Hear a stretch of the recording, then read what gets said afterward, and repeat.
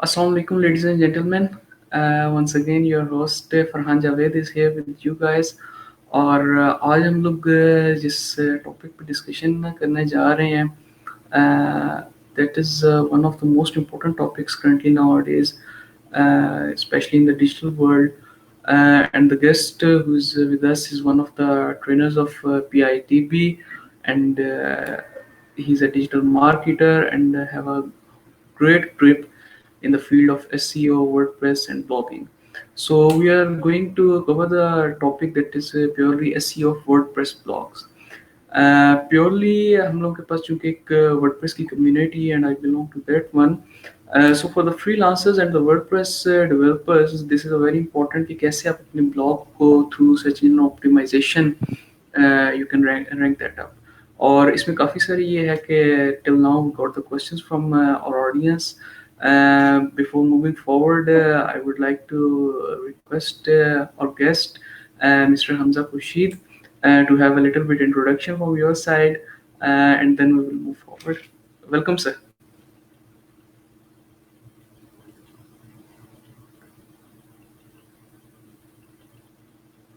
जी फरहान, आपका बहुत शुक्रिया सबसे पहले तो, और आपकी कम्युनिटी का कि आपने मुझे मौका दिया आपके ऑडियंस के साथ इंटरेक्ट करने का इस इम्पोर्टेंट टॉपिक के ऊपर। मेरा नाम जैसे आप बता चुके हैं हमजा खुर्शीद है, और इसके अलावा मैं तकरीबन 2009 से SEO, blogging, freelancing, digital marketing की फील्ड में काम कर रहा हूँ।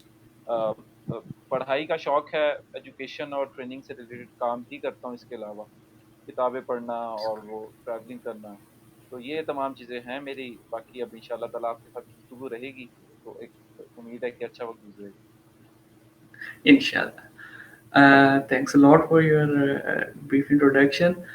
Moving forward, प्योर टॉपिक की तरफ तो हम लोग जाएंगे, लेकिन उससे पहले as you had told us that you had initiated this sort of work on this field since 2009, and that was a period कि जब हम लोगों को इन चीज़ों का majority of us doesn't know कि यार WordPress क्या चीज़ है, and what is the blogging, search engine optimization, what are किस तरह की ये सब चीज़ें हैं। So before moving forward, I would like to request you कि आप अपनी story share करें that how you get all these things at that time, कि कैसे आपको पता चला, introduction कैसे हुआ इन चीज़ों के साथ, and then you will move forward with them. So please share a little bit story of your. बस वो जिस तरह सबके साथ है, हालात घर के बुरे थे, तो इंटरनेट के ऊपर मुख्तलिफ चीज़ें ढूंढते रहते थे, मौके ढूंढते रहते थे। मुझे याद है मैं वीडियो एडिटिंग बड़े शौक से सीखता था, तो वीडियो एडिटिंग सीखते हुए पता चला कि लोग जो है वो वीडियो एडिटिंग करके पैसे कमाते हैं। मैं बड़ा हैरान था कि भाई मैं तो शौक के लिए सीखता हूँ और मज़ा आता है करने में, तो लोग इसको पैसे कैसे कमाते हैं इससे। उधर से मुझे पता चला कि फ्रीलांसिंग क्या है।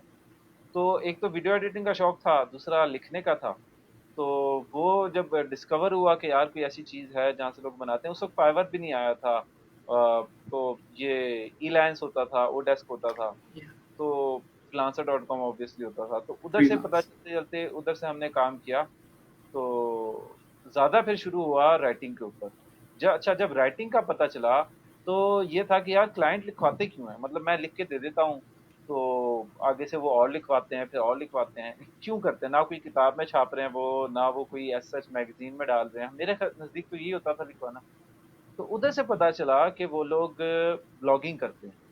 ब्लॉगिंग क्या होती है, कैसे उससे कमाते हैं, फिर एडसेंस क्या होता है, फिर सर्च इंजन ऑप्टिमाइज़ेशन क्या होता है। वहाँ से चीज़ें आहिस्ता-आहिस्ता पता चलना शुरू हुई, और बीच में बहुत ज़्यादा धोखे हुए। मिसाल के तौर पे एक दफ़ा बंदा मिला था, वो कहता कि मैं ₹6000 लूँगा आपसे अच्छा, अब 2009 में 6,000 रुपये मेरे जितनी जो टीनेज ईयर्स थे उसमें ज़्यादा भी थे मेरे लिए। तो मैं आपको ऐसा एग्जैक्टली। ब्लॉग दूंगा जो कि एडसेंस उस पर लगा होगा। सॉरी, वो खुद ब खुद कमाएगा। मतलब डेली आपको ना $2 से $3 कमा के देगा। मेरे लिए बड़ा, तो यार मैं फ्रीलांसिंग से मेहनत करके कमाता हूँ, वो कुछ ना करके डेली $2-3, मतलब महीने का आपको कोई मुनासिब बन जाएगा, थोड़ा 10-12 हज़ार रुपये बन जाएंगे। एग्जैक्टली। तो उस लालच में आके मैंने उसे $6,000 दे दिए। उसने मुझे ब्लॉग भी दे दिया, उस पर एडसेंस भी था। लेकिन दिन का $2 क्या, 2 सेंट भी नहीं आया। वहां से पता चला। तो इस तरह बड़े सारे काम हुए। पेड टू क्लिक आपने सुना होगा, पीटीसी, जो एड्स या देखनी होती है। इसके अलावा कैप्चा एंट्री, कैप्चा के अंदर फॉर्म्स फिलिंग करना है, ऐसे काम भी किए, करवाए भी लोगों से, उसमें भी धोखे हुए। तो वो सारी करते कराते ये पता चला कि धोखे बहुत ज्यादा हैं, बहुत ज्यादा हैं। लेकिन जो असल काम है वो तीन है। क्या आप फ्रीलांसिंग कर लें, या आप ब्लॉगिंग कर लें, या फिर आप कोई ई कॉमर्स कर लें, कोई चीज बेच लें अपनी, फ्रीलांसिंग करके किसी को उसके बेचने में सर्विसेज दे दें। ब्लॉगिंग करके एड्स के जरिए या अपने प्रोडक्ट के जरिए जो है वो आप या एफिलिएट के जरिए वो कमा लें। तो तीन बेसिक हैं, इसके साथ बाकी चीजें, मतलब अगर आप ई कॉमर्स करेंगे तो उसी में ड्रॉप शिपिंग आ जाएगी, उसी में बाकी चीजें आ जाएंगी। या लेकिन ये तीन हैं, और धोखों के हजार हैं उसमें। फॉर्म फिलिंग भी है उसमें, एड को देखना भी है उसमें, ऐप इंस्टॉल करना भी है। वो फिर आपको अनलिमिटेड मिल जाए। तो वो थी स्टोरी। फिर अल्हम्दुलिल्लाह सक्सेस मिलती रही। खुद संभालता रहा घर को, पढ़ाई का खर्चा अपना खुद दिया, शादी का खर्चा अपना सारा पूरा किया, घर के अखराजात। मतलब मैं ये शेयर करता हूँ ताकि ये चीज़ मजीद ट्रेंड में आए, लोग इसको करें कि मैंने जहेज कोई नहीं लिया। और जहेज ना लेने में बहुत मुश्किलात आई। लड़की वाले चाहते थे कि जहेज दिया जाए, ऑब्वियसली वो चाहते हैं कि बाद में कोई इशू ना हो। तो उनके लिए उनको बड़ी मुश्किल से मनाया। लेकिन अल्हम्दुलिल्लाह वो नहीं लिया, अल्लाह का शुक्र है, सब अच्छा चल रहा था। तो वो करने के काबिल था, तो मैंने कहा मुझे ज़रूरत नहीं है और ना फिर मैं वो लेना चाहूँगा। उसके अलावा फिर इसी तरह तमाम शौक चलते रहे पढ़ाई वगैरह के। तो ये तमाम काम फिर इसी फील्ड से हुआ, इसी फील्ड से रिलेटेड काम से हुआ। तो ये है मेरी छोटी सी, जो मैंने आपके साथ स्टोरी शेयर की, कि धोखों से, ज़रूरत से शुरू हुई और अल्हम्दुलिल्लाह अब अच्छी चल रही है।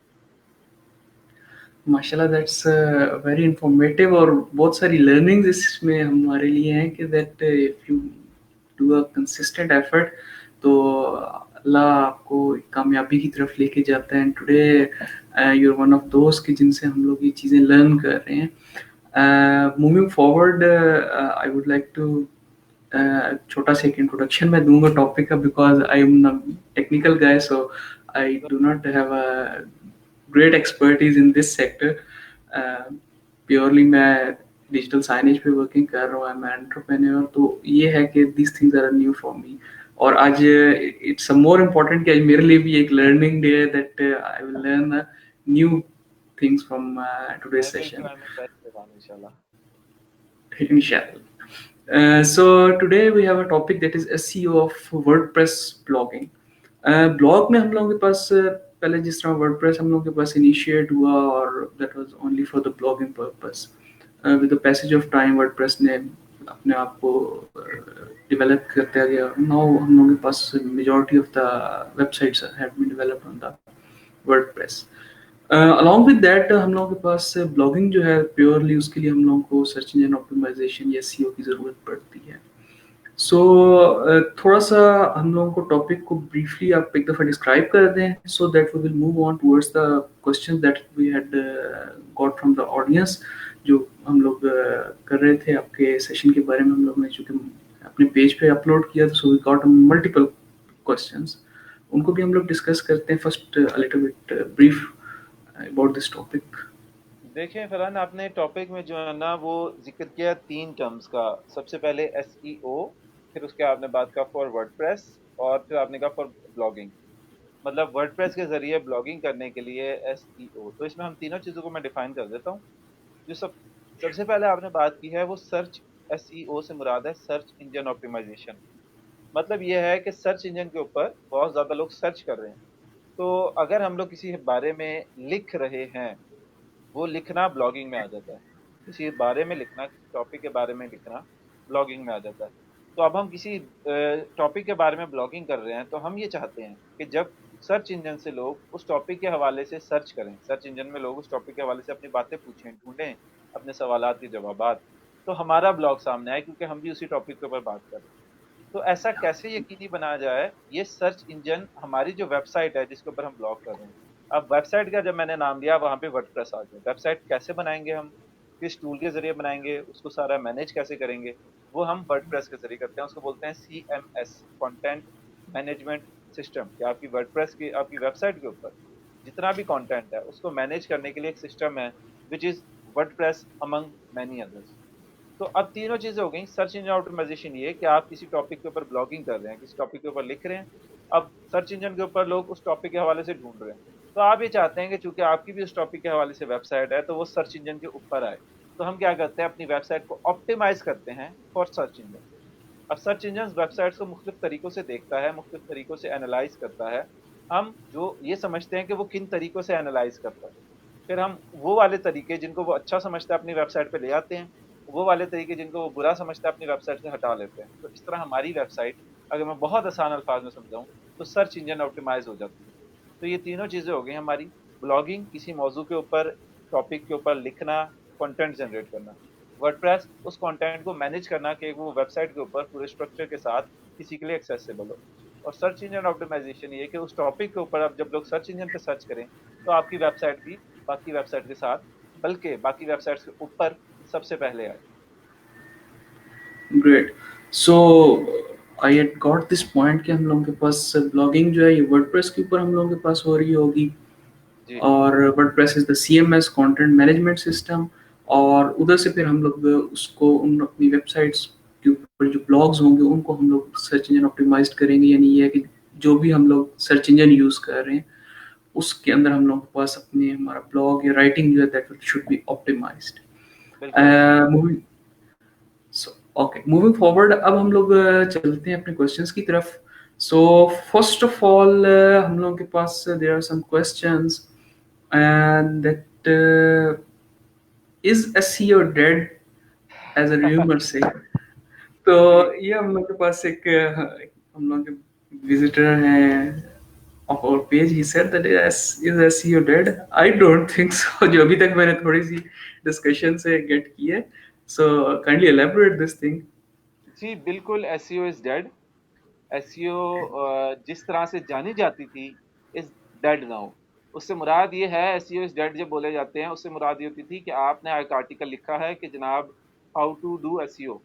अब लोग गूगल के ऊपर सर्च करते हैं कि हाउ टू डू एसईओ, तो आप इस आर्टिकल के टाइटल में, पैराग्राफ में, एंड में, शुरू में, बीच में हाउ टू डू एसईओ लिखते जाएं, तो आपका जो आर्टिकल है उसकी एसईओ हो जाएगी और वो टॉप पर आ जाएगा। ये कीवर्ड की भरमार आप कर दें, कीवर्ड स्टफिंग कर दें, तो वो टॉप पे आ जाएगा। इसको लोग एसईओ बोला करते थे। तो हाँ, इस ये वाली SEO is dead, totally dead. वो दफना जा चुकी है, बल्कि उसकी हड्डियां भी गल गई हैं, वो मिट्टी में मिट्टी मिल चुकी है। वो दैट एसईओ इज डेड। लेकिन आपकी वेबसाइट सर्च इंजन के ऊपर प्रॉपर तरीके से कायम हो, उसकी तमाम टेक्निकलिटीज प्रॉपर तरीके से ऑप्टिमाइज हो, आपका कंटेंट अच्छे तरीके से लिखा गया हो, सर्च इंजन के हवाले से नहीं, यूजर के हवाले से, और वो तमाम चीजें जो सर्च इंजन वेबसाइट पे देखता है उसको आप अपनी वेबसाइट पे कर सकते हैं। वो वाली SEO is not only alive but it is thriving as well. वो सिर्फ जिंदा नहीं है बल्कि भरपूर तरीके से जी रही है। तो जो एसईओ आप समझते थे मिसकंसेप्शन वाली, मिथ्स वाली, वो तो डेड है। लेकिन जब तक सर्च इंजन है तब तक एसईओ रहेगी। उसकी शक्ल बदलती रहेगी, मुश्किल आसान होती रहेगी, कॉम्प्लिकेटेड होती रहेगी, जल्द और देर वाले रिजल्ट आते रहेंगे, लेकिन एसईओ रहेगी। So that's a great answer कि पहले तो हम लोगों ने ये क्लियर करना है that what we are thinking about the SEO, कौन सी एसईओ हम लोग समझ रहे थे। So as you had mentioned that current जो हम लोगों के पास वर्किंग जिस तरह है अकॉर्डिंग टू सर्च इंजन्स, जब तक सर्च इंजन्स हैं एसईओ विल एग्जिस्ट। सो ये जो एक मिथ है that is SEO dead, I from this I think we got the result कि SEO dead हो ही नहीं सकती। I hope that our viewer get the answer। Now move forward to the second question, that is keywords are the words or the terms that are trying to rank our website, obviously। So for how many words should be targeted while trying to rank a website in the search engines? This means कि simply हम लोग ये कह सकते हैं कि हम लोगों को हाउ मेनी कीवर्ड्स कितने यूज करने चाहिए target trying the rank of our website. अच्छा सवाल है। देखिए यहाँ पे मैं क्लियर करता चलूँ कि जब आप वेबसाइट की रैंकिंग की बात कर रहे हैं तो कीवर्ड्स की कोई लिमिट नहीं है। उसमें सिर्फ लिमिट आपके टॉपिक की है। अगर आपका टॉपिक इस तरह का है कि जो बहुत नैरो है और उसमें कोई 15-20 टॉपिक्स ही मौजूद हैं जिसके ऊपर बात की जा सकती है, 15-20 मौजूआत के ऊपर बात छेड़ी जा सकती है, तो फिर आपके कीवर्ड्स भी 15-20 ही रहेंगे पूरी वेबसाइट पे। लेकिन आपकी अगर वेबसाइट ब्रॉडर टॉपिक के ऊपर काम कर रही है, मिसाल के तौर पे स्पोर्ट्स के ऊपर काम कर रही है, टेक्नोलॉजी के ऊपर, हेल्थ के ऊपर, साइंस के ऊपर, एजुकेशन के ऊपर, पेरेंटिंग के ऊपर, इस तरह की चीज़ों के ऊपर काम कर रही है, तो इनमें बेशुमार टॉपिक्स हैं। इनमें बहुत ज़्यादा टॉपिक्स हैं, तो आप जितने कीवर्ड्स टारगेट कर सकते हैं, मैं कहता हूँ अनलिमिटेड टारगेट करें एक वेबसाइट के लिए। जितने कीवर्ड आप एक वेबसाइट पे टारगेट करेंगे, उतने ज़्यादा मौज़ूआत पर आप रैंक होने की पॉसिबिलिटीज़ बढ़ाएंगे। तो उतने ज़्यादा मौज़ूआत पर आपकी वेबसाइट के ऊपर ट्रैफिक आएगी, तो ज़्यादा से ज़्यादा अर्निंग भी होगी। हाँ, अभी शायद इसमें ये कन्फ्यूजन हो पूछने वाले की कि वो वेबसाइट पूछ रहे हैं, शायद उनके ज़हन में ब्लॉग पोस्ट हो। तो जब आप पोस्ट पोस्ट। करते हैं, वेबसाइट के ऊपर एक पोस्ट करते हैं, तो वो सिर्फ़ एक कीवर्ड को टारगेट कर रही होती है, जिसको हम प्राइमरी कीवर्ड बोलते हैं। उस कीवर्ड के फर्दर ओके। लॉन्ग टेल्स और बाकी कीवर्ड्स होते हैं, वो चीज़ें एक ही कीवर्ड, एक पोस्ट के ऊपर एक कीवर्ड टारगेट करना है आपने। मल्टीपल जब आप टारगेट करते हैं, तो वो भी उसी प्राइमरी से रिलेटेड होता है। ऐसा नहीं होता कि एक के ऊपर आप मेडिकल, एक आर्टिकल के ऊपर आप मेडिकल की बात कर रहे हैं, उसी में आप स्पोर्ट्स की बात कर रहे हैं और उसी में आप पेरेंटिंग को लेके आ रहे हैं, उसी में आप टेक्नोलॉजी के ऊपर भी आर्टिकल लिख रहे हैं, ऐसा नहीं होगा। आर्टिकल के लिए एक, वेबसाइट के लिए अनलिमिटेड भी। Okay, so if we are working, let's suppose on the medical side, एक ब्लॉग पोस्ट हम लोगों ने बनाई है for the medical side. So जैसे आपने बताया उसके लिए प्राइमरी कीवर्ड होना चाहिए। How we get this thing that this is the certain important primary keyword, वो प्राइमरी कीवर्ड हम लोग कैसे गेट कर सकते हैं? इसके भी हमारे पास 2 तरीके हैं। पहला तरीका ये है कि जिस टॉपिक के ऊपर आप लिख रहे हैं या ब्लॉग कर रहे हैं, उस टॉपिक के बारे में आपकी थोड़ी बहुत नो हाउ होती है। मतलब आपका इतना इंटरेस्ट तो होता है ना कि आपने उस टॉपिक को एज़ ए ब्लॉगिंग सब्जेक्ट अपना सेलेक्ट किया। तो उस टॉपिक में आपको इतना पता चल जाता है कि अगर अगर फॉर एग्ज़ाम्पल मैं फुटबॉल की बात कर रहा हूँ, तो उसमें गोल कीपिंग का टॉपिक जो है वो ज़्यादा इम्पोर्टेंट है। ठीक है? रेफरी का, पेनल्टीज़ का जो है वो ज़्यादा इम्पोर्टेंट है। तो ये तो आपका पहला तरीका हुआ कि आपका जो कॉमन नॉलेज है किसी सब्जेक्ट के हवाले से, वो आपको बताता है। दूसरा इसमें ये आता है कि हम लोग जब कीवर्ड रिसर्च करते हैं, कीवर्ड रिसर्च का मतलब ये हम किसी टॉपिक के ऊपर ये चीज़ें देखें कि उस टॉपिक के हवाले से लोग गूगल पे क्या-क्या चीज़ें ढूँढ रहे हैं। तो हमें वहाँ से पता चलता है कि लोग क्या ढूँढ रहे हैं और ये भी पता चलता है कि वो जो ढूँढ रहे हैं वो कितनी दफ़ा ढूँढे जा रहे हैं, या कितने लोग उसको ढूँढ रहे हैं, उसकी डिमांड कितनी है, कितने ज़्यादा लोग उसको ढूँढ रहे हैं। तो वहाँ हम देखते हैं कि जो लोग ज़्यादा ढूँढ रहे हैं किसी चीज़ को, तो वो थोड़ा ज़्यादा इम्पोर्टेंट टॉपिक होगा, और जहाँ पे लोग थोड़ा कम ढूँढ रहे हैं, तो वो थोड़ा कदरे कम होगा। तो सर्च वॉल्यूम के हिसाब से हम लोग फिर जज कर लेते हैं कि किसको पहले हमने टारगेट करना है और किसको बाद में करना है। Okay, that's great. We got the answer now, and I hope that this question will be clear to our audience because it's a little bit lengthy question, or इसमें all the aspects will be covered. Moving forward, another question that's I think a little bit beginner one, that what tools are recommended for the better keyword research? As there are multiple tools जिस तरह भी आपने discuss किया, so what tool you would like to recommend for the keyword research? I personally use जो मैं करता हूँ वो है ahrefs.com। Ahrefs जो है वो एक इंडस्ट्री लीडिंग टूल है। उसके ऊपर आप कीवर्ड रिसर्च करते हैं। लेकिन चूंकि हमारी इस वक्त स्ट्रीम जो है वो बिगनर्स भी देख रहे हैं, इंटरमीडिएट लोग भी देख रहे हैं, तो उनके लिए मैं रिकमेंड करूंगा कि कीवर्ड टूल्स के पीछे ना भागें। आप अपने कुछ जो कीवर्ड रिसर्च में बुनियादी चीज़ें होती हैं उनको देखें। फिर जो गूगल के अपने टूल्स हैं, गूगल का अपना एडवर्ड कीवर्ड रिसर्च है। उसके अलावा गूगल का जो वो सजेशंस देता है इंस्टेंट रिजल्ट्स में, और वो जो रिलेटेड सर्चेस देता है वो, ये तमाम आपके लिए काफ़ी होते हैं कि आपके पास अपनी वेबसाइट के लिए बेसिक सेट ऑफ कीवर्ड्स आ जाएं। इसको फिर हम लोग डिफ़िकल्टी जहाँ पे एनालाइज़ करते हैं, वो भी मैं ये रिकमेंड करता हूँ कि शुरू में अगर तो आपके पास पैसे हैं, देन मैंने आपको बता दिया कि आप एएचरेफ्स, या अगर थोड़े कम है तो केडब्ल्यू फाइंडर आप यूज़ कर सकते हैं, kwfinder.com। KW लेकिन fund. अगर आपके पास पैसे नहीं है, तो इसका मतलब ये नहीं कि आप कीवर्ड रिसर्च नहीं कर सकते। उसका भी तरीका है, वो मैनुअल तरीका है। थोड़ा-सा उसमें आपको अपना माइंड ज़्यादा यूज़ करना है, कॉन्सेप्ट्स को ज़्यादा पक्के करने हैं, कि किसी वेबसाइट का आप ये देख लें कि उसने उस कीवर्ड के ऊपर जो 10 वेबसाइट्स आ रही हैं टॉप पे, उन्होंने कितना अच्छा टॉपिक कवर किया, उसकी इंटेंट को कितना अच्छा कवर किया। फिर उसके अलावा उनका डीए, उनका पीए कितना है, फिर इसके अलावा उनको बैकलिंक्स कितने मिले हैं, इसके अलावा उन्होंने कितना लंबा कंटेंट लिखा है। इन सारी चीज़ों को जब आप देखेंगे आपको खुद पता चल जाएगा इस कीवर्ड के ऊपर आप रैंक करना चाहते हैं या नहीं। और इन्हीं चीज़ों को देख के कीवर्ड टूल्स भी बताते हैं, बस वो आपसे पैसे ले लेते हैं तो टाइम बच जाता है। अगर आपके पास पैसे नहीं है तो फिर आपको टाइम और अपना जो कॉन्सेप्ट है उसको खर्च करना पड़ेगा। टाइम इन्वेस्टमेंट आ जाएगी वहाँ पर। हाँ जी। So I hope that this thing will be cleared. Audience को हम लोग क्लियर होगी होगी क्योंकि टूल्स का जैसे सर ने भी बताया है कि हम लोगों के पास इट्स नॉट नेसेसरी कि आप पेड टूल्स की तरफ ही जाएं। यू कैन वर्क मोर, थोड़ा सा आपको एफर्ट करनी पड़ेगी और आप फ्री भी यूज़ कर सकते हैं। दो सर ने भी रेकमेंड भी किए हैं टूल्स हम लोगों को, we can use them also. Moving forward, that what does the long tail keyword mean? What does the long tail keyword mean? And is it recommended to use the long tail keyword? बड़ा ही अच्छा सवाल है जिनका भी है। देखें, long tail keywords, अब type of keyword में हम आ जाते हैं। लॉन्ग टेल से मुराद ये है ऐसे कीवर्ड जो 3 या उससे ज़्यादा अल्फाज के ऊपर मुश्तमिल हों। बल्कि कई लोग इसमें कहते हैं जो 5 या उससे ज़्यादा अल्फाज में मुश्तमिल। तो आप ये समझें तो 3 और 5 से ज़्यादा लफ्ज़ हैं अल्फाज के। मिसाल के तौर पर आप कहें कि फुटबॉल गोल्स, ये एक आपका कीवर्ड है। लेकिन how to stop football goals in a penalty, ये आपका इस पूरा जुमले में काफी सारे अल्फाज हैं। तो ये 5 से ज्यादा, 3 से 5 से ज्यादा अल्फाज हैं, तो ये लॉन्ग टेल कीवर्ड्स आएंगे। तो ऐसे कीवर्ड्स जो कि जुमलों पर मुश्तमिल हों, आसान अल्फाज में अगर आपको बताऊं, ऐसे कीवर्ड्स ठीक। जो कि जुमलों पर मुश्तमिल हों वो कहलाते हैं लॉन्ग टेल कीवर्ड्स। अब इस सवाल का दूसरा पार्ट ये था कि क्या हम इसको, रिकमेंडेड है ये कि लॉन्ग टेल्स कीवर्ड को इस्तेमाल करना? तो रिकमेंडेड नहीं है। आपके लिए लाजमी है कि वेबसाइट जब आप शुरू कर रहे हैं, बिल्कुल इनिशिएट कर रहे हैं, न्यू लॉन्च कर रहे हैं, तो उसमें आप लॉन्ग टेल कीवर्ड्स को ही पहले टारगेट करें। इसके दो फायदे। फायदा नंबर वन ये है कि आपको बहुत लेंथी कंटेंट नहीं लिखना है, क्योंकि जितना लॉन्ग टेल कीवर्ड होगा उतना स्पेसिफिक उसकी इंटेंट हो जाएगी। मिसाल के तौर पे अगर मैं फुटबॉल के ऊपर गोल कीपिंग कर रहा हूँ तो गोल कीपिंग के ऊपर कई चीजें डिस्कस हो सकती हैं। रूल्स हैं, प्रिंसिपल्स हैं, टेक्निक्स हैं, गलतियां हैं, वो सारी चीजें आप डिस्कस करेंगे। लेकिन मैंने जो कहा how to stop a goal या how to keep a goal during a penalty, तो अब वो सिर्फ मखसूस हो गया पेनल्टी की तरफ। जब Specific. किसी टीम को पेनल्टी मिलती है तो वो उस पे स्पेसिफिक हो गया।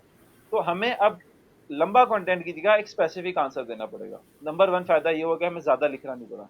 नंबर टू फायदा ये होगा कि इसमें इतना ज्यादा कंपटीशन नहीं होता। इसमें इतना ज्यादा कंपटीशन नहीं होता तो हम लोग ज्यादा जल्दी रैंक करते हैं। जब हम ज्यादा जल्दी वेबसाइट्स को अपनी रैंक करते हैं तो हमारी वेबसाइट की अथॉरिटी और ट्रैफिक बढ़ना शुरू हो जाती है। फिर हम आहिस्ता आहिस्ता शॉर्ट टेल की तरफ मूव करते हैं। तो शुरू में हम लोग लाजमी लॉन्ग टेल ही यूज करेंगे। उसके बाद हम लोग शॉर्ट टेल, मतलब 2, 3, एक लफ्ज वाले कीवर्ड्स को टारगेट करेंगे। That's a very informative one कि हम लोगों के पास पहले तो लॉन्ग टेल की हम लोगों के पास एक आ गया, डेफिनेशन आ गई, and then we have got the recommendation that whether we should use the long tail or short tail, और उसमें भी सर ने डिवाइड कर दिया that at the beginning we should have to use the long tail and then we should move towards a short tail side. So I hope this answer will be clear to the audience. Then another one, ये थोड़े से जो हैं words in this field, ये मेरे लिए एक बिल्कुल न्यू वन है, and I was astonished to get this कि यार इस टॉपिक से relevant these words are used. Question is that explain the spiders, rewards and the crawlers in this field. हाँ, ये इन्होंने थोड़ा टेक्निकल साइड पे सवाल पूछा है। इसको आप समझिए इस तरह से कि जो रोबोट का इन्होंने वर्ड यूज किया, उससे मैं शुरू करता हूँ। स्पाइडर, रोबोट्स और क्रोलर्स। रोबोट का इन्होंने वर्ड यूज किया। रोबोट ये करता है कि कोई भी ऐसा वेब प्रोग्राम, कोई भी ऐसा कोड जो कि ऑटोमेटिक जो है वो एक्शंस ले रहा हो, गूगल की तरफ से हो सकता है, किसी और सर्च इंजन की तरफ से हो सकता है, किसी टूल की तरफ से हो सकता है, वो रोबोट कहलाते हैं। या शॉर्ट कर ले तो बॉट्स कहलाते हैं। बॉट्स का मतलब ये है कि वो एक कोड है और उसका एक्शन रिपीटेड है। मिसाल के तौर पे उसने वेबसाइट के ऊपर 6 चीजें चेक करनी है, तो वो बॉट आके 6 चीजें चेक करके चला जाएगा। तो अब चूंकि वो रिपीटेड एक्शन है, ऑटोमेटिक एक्शन है, तो उसको रोबोट या बॉट बोलते हैं। अब रोबोट्स के मुख्तलिफ फंक्शंस होते हैं। कुछ का फंक्शन होता है कि क्रॉल करना, खाली मतलब किसी वेबसाइट को जाके देखना कि इसके कितने पेजेस हैं, 15 पेजेस हैं, 15 को वो गुजर गया उसमें से, तो वो उसने वेबसाइट आपकी क्रॉल कर ली। क्रॉल से ये होता है कि एक रोबोट आपकी वेबसाइट जब पूरी फिर लेता है तो उसको पता चल जाता है इस वेबसाइट के ऊपर इन टॉपिक्स के ऊपर ये बात हुई हुई है। तो वेबसाइट का एक नक्शा बना लेता है आपके जहन में। तो एक क्रॉलिंग फंक्शन हुआ कि वेबसाइट्स को जाके क्रॉल करना। एक और फंक्शन जिससे वो बनता है, इन्होंने जो पहला लफ्ज बोला था स्पाइडर, वो Yeah. है कि link to link search engine के ऊपर ट्रैवल करना। स्पाइडर का आपको पता है, मकड़ा जो होता है या मकड़ी, वो जब अपना जाला बनाती है तो एक जाला बनाने के बाद उससे आगे, फिर उससे आगे, फिर उसका सर्कल, फिर उसके आगे सर्कल, इस तरह से वो लिंक टू लिंक फॉलो करती है। तो उसी इस फंक्शन को जहन में रखते हुए सर्च इंजन का एक ऐसा रोबोट जो कि वेबसाइट्स को लिंक टू लिंक फॉलो कर रहा है, वो स्पाइडर कहलाता है। वो क्यों करता है ऐसा? वो नई से नई वेबसाइट को डिस्कवर करने के लिए करता है। मिसाल के तौर पर अगर मेरी वेबसाइट है, उसने 10 वेबसाइट्स को लिंक किया, तो वो उन 10 वेबसाइट्स के ऊपर जाएगा, और उन 10 वेबसाइट में से हर वेबसाइट ने 10 वेबसाइट को लिंक किया है, तो मजीद 100 वेबसाइट्स पे जाएगा, एंड सो ऑन। जैसे अनफॉर्चुनेटली आजकल ये कोविड 19 का जो वायरस है हमारा, ये भी Yeah. ह्यूमन टू ह्यूमन चल रहा है ना, लाइक अ स्पाइडर, Exactly. कि अगर एक बंदा 10 लोगों से मिलता है तो वो 10 बंदे 10 बंदों से मिलते हैं तो वो 100 हो जाते हैं फौरन। तो इसी तरह वेबसाइट के स्पाइडर्स होते वो रोबोट्स ही हैं। उनका फंक्शन स्पाइडर वाला होता है तो स्पाइडर कह दिया, उनका फंक्शन क्रॉलर वाला होता है तो क्रॉलर कह दिया। अगर वो सिंपल बॉट है जिसका कोई ऐसा खास मखसूस नहीं है तो उसको हम बॉट या रोबोट ही बोलते ओके, सो दिस ऑल, ये जो हम लोग के पास तीनों हम लोग ने अभी रिपोर्ट्स, क्रॉल्स एंड स्पाइडर्स को डिस्कस की है, ये हम लोगों के पास थ्रू प्रोग्रामिंग करेंगे या this will also be done by the backend पे हम लोगों के पास ये वर्किंग हो रही होगी या थ्रू सर्च इंजन हैं।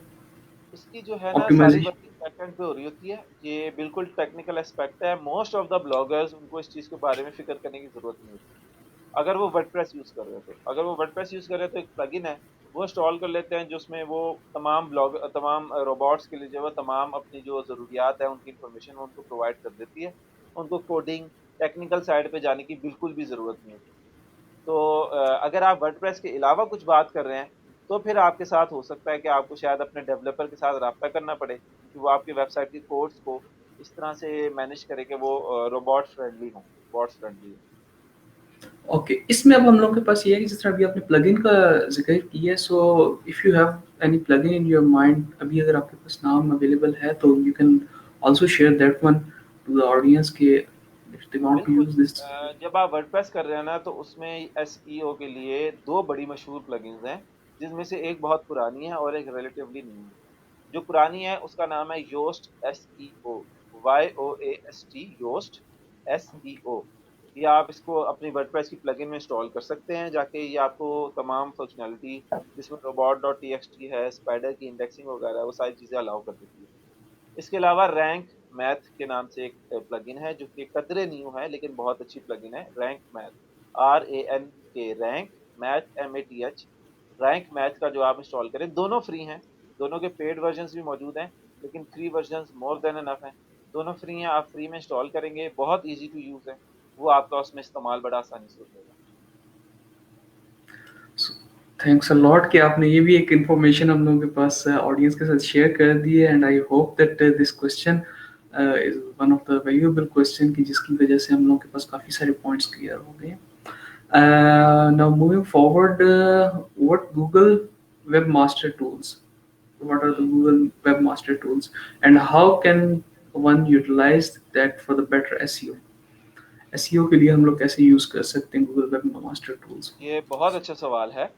देखिए, जब आप अपनी वेबसाइट के ऊपर सर्च इंजन ऑप्टिमाइजेशन कर रहे हैं, आप वेबसाइट की एसईओ कर रहे हैं, और उसके ऊपर मुख्तलिफ एक्टिविटीज़ कर रहे हैं, आर्टिकल्स डाल रहे हैं, उसको प्रमोट कर रहे हैं, तो अब आपने ये देखना है कि आपकी वेबसाइट की परफॉर्मेंस सर्च इंजन के ऊपर क्या है, वो किन कीवर्ड्स के ऊपर किस पोजीशन पे है, उसके ऊपर ट्रैफिक कितनी आ रही है, उसकी जनरल पोजीशन क्या है, उसके ऊपर इंप्रेशंस कितने पड़ रहे हैं, उसके कितनी पेजेस जो हैं वो गूगल ने या किसी भी सर्च इंजन ने अपने इंडेक्स में शामिल किए हैं कि नहीं किए, उसको कहाँ कहाँ से लिंक्स मिल रहे हैं।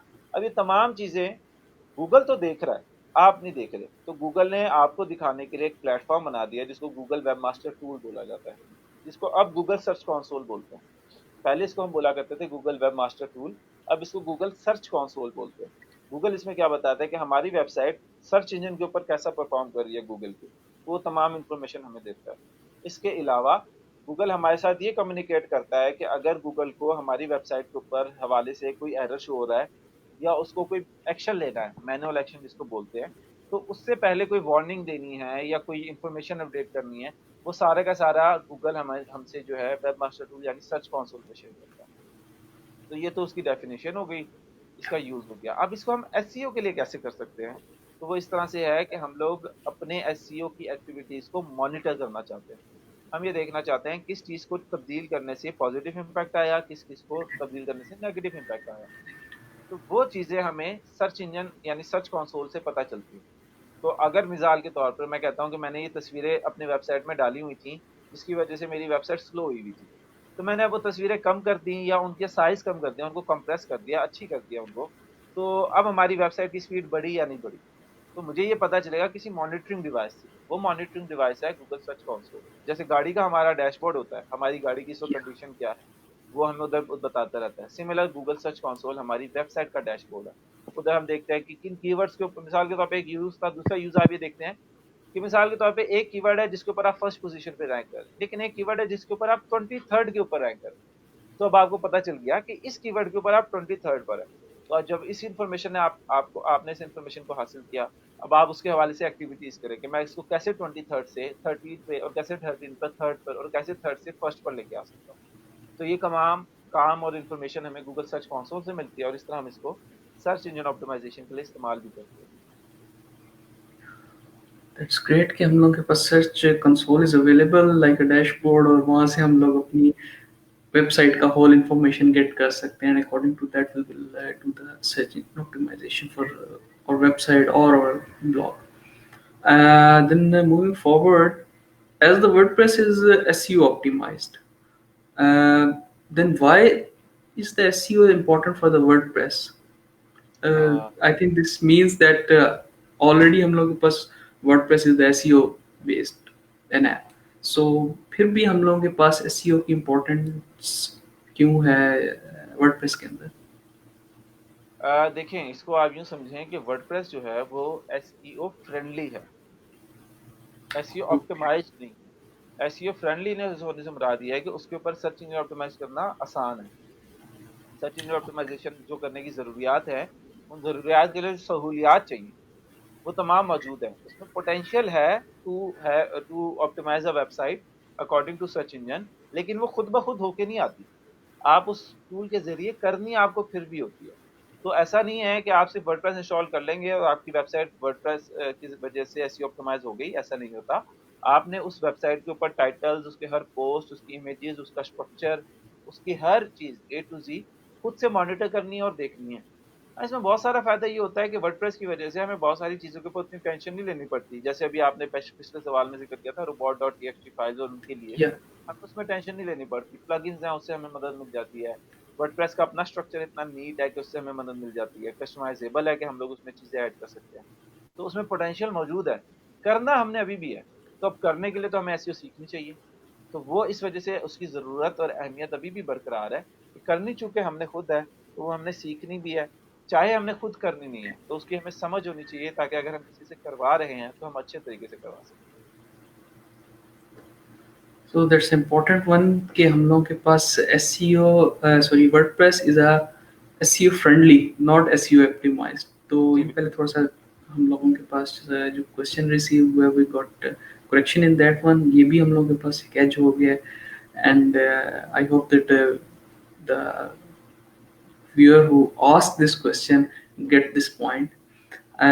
So now moving forward that what is the on page and off page SEO? ये अक्सर हम लोग सुनते हैं या पढ़ते रहते हैं ब्लॉग्स के अंदर that one is the on page and off page SEO and which बिल्कुल। one is more effective? हम्म, देखें, ये ऐसे है कि जैसे आप एक बड़ा खूबसूरत सा घर बनाएं, और उस घर के ऊपर आप बड़ा पैसा लगाएं, बड़ी मेहनत करें, बहुत वक्त लगाएं। अंदर से बहुत खूबसूरत घर है, मिसाल के तौर पे उसका दरवाजा भी बहुत खूबसूरत है, उसके अंदर इंटीरियर भी बड़ा ज़बरदस्त है, एयर कंडीशनिंग का भी प्रॉपर सेंट्रलाइज़ निज़ाम है।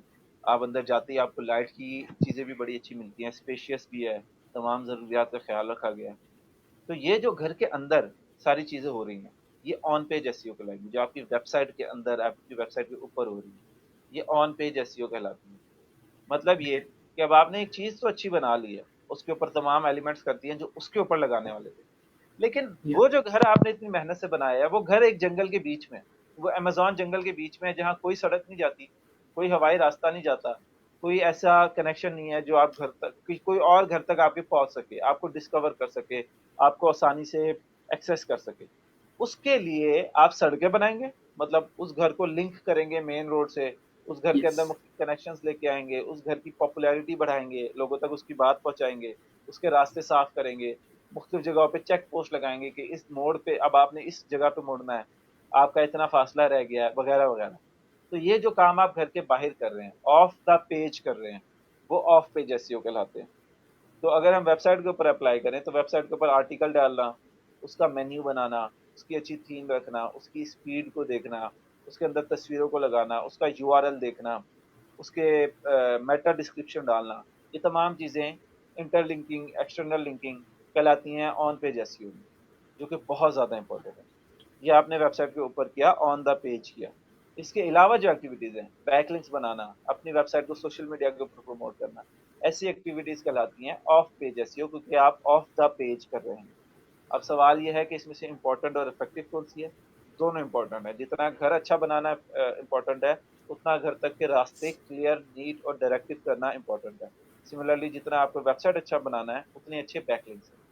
हाँ, शुरू में आपको लॉन्ग टेल कीवर्ड सिर्फ ऑन पेज एसईओ की मदद से रैंक करने में बड़ी आसानी मिलती है, लेकिन जो ज़रा डिफिकल्ट कीवर्ड्स होते हैं, जो शॉर्ट टेल कीवर्ड्स होते हैं, उसके लिए हमें ऑफ पेज एसईओ करनी पड़ती है, और करनी अगर हमें ना भी पड़े तो करनी चाहिए, क्योंकि उससे हमारी वेबसाइट की अथॉरिटी भी बढ़ती है, उसकी सस्टेनेबिलिटी भी आती है। कोई ऐसा नहीं होता कि कोई और कंपेटिटर जो है वो अचानक आके हमारी पोजीशन छीन लेगा, तो हम ज़्यादा सिक्योर होते जाते हैं।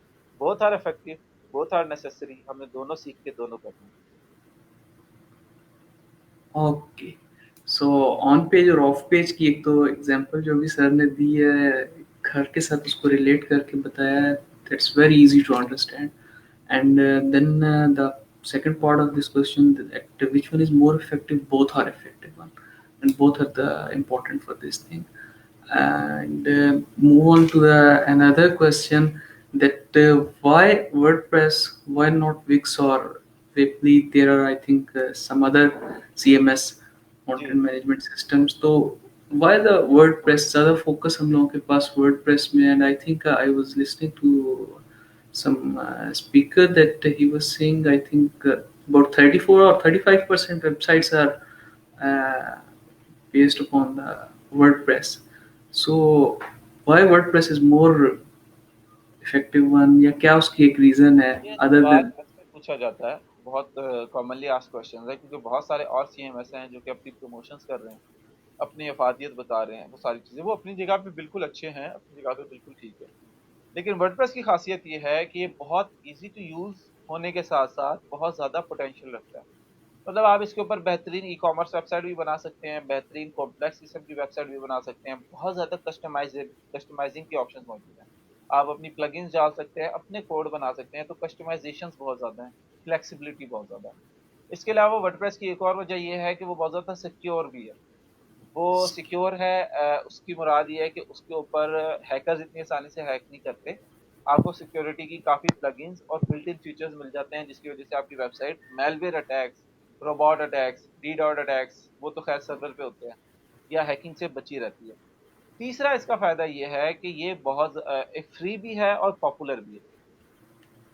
तो पॉपुलैरिटी लोगों की ज़हन में ट्रस्ट रखती है।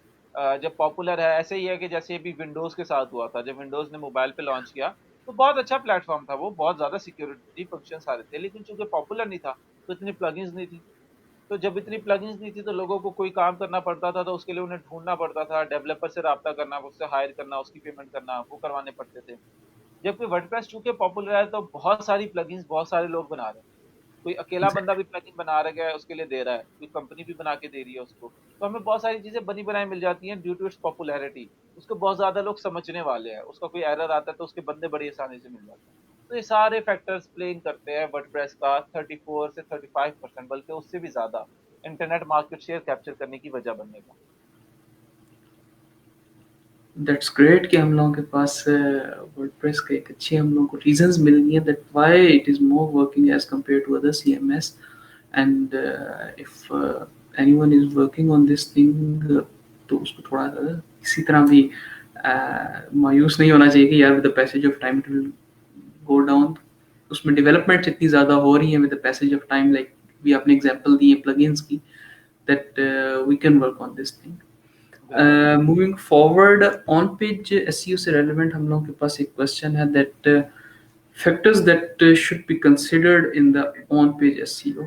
उसमें से कुछ पॉइंट्स तो अभी आपने डिस्कस किए हैं during differentiating both, and that लेकिन ये है कि एक दफ़ा आप दोबारा ब्रीफली सिर्फ मेंशन कर दें for this viewer that what are the factors that should be बहुत ज़्यादा कंसिडर्ड ड्यूरिंग। इसमें तो बहुत ज़्यादा फैक्टर्स हैं। हम शुरू करते हैं कि आप अपनी वेबसाइट का यूआरएल स्ट्रक्चर कैसा है। मिसाल बहुत ज़्यादा लंबा नहीं है, उसमें बहुत ज़्यादा नंबर स्पेशल कैरेक्टर्स नहीं है। फिर आपका जो आर्टिकल आप दे रहे हैं उसका टाइटल कैसा है, टाइटल में आपने कीवर्ड रखा है कि नहीं रखा, कीवर्ड किस जगह पे रखा है, टाइटल आपने अट्रैक्टिव क्लिक वर्दी बनाया है कि नहीं बनाया। फिर जब आपने टाइटल दे दिया तो इंट्रोडक्शन में आपने कीवर्ड का इस्तेमाल किया है कि नहीं किया, इंट्रोडक्शन इतना इंगेजिंग है कि वो बंदा पूरा आर्टिकल पढ़ेगा, जिसको ड्वेल टाइम बोलते हैं। ड्वेल टाइम एक अच्छा फैक्टर है ऑन पेज एसईओ में। उसके बाद आपने जब इंट्रोडक्शन दे दिया तो आपने इमेजेस का इस्तेमाल किया है कि नहीं किया, इमेजेस कितनी इस्तेमाल की है, किस तरह से इस्तेमाल किया, इमेजेस को ऑप्टिमाइज किया है कि नहीं किया, जिसमें ऑल टेक्स्ट है, उसका एग्जिट डाटा है, उसका टाइटल टैग है।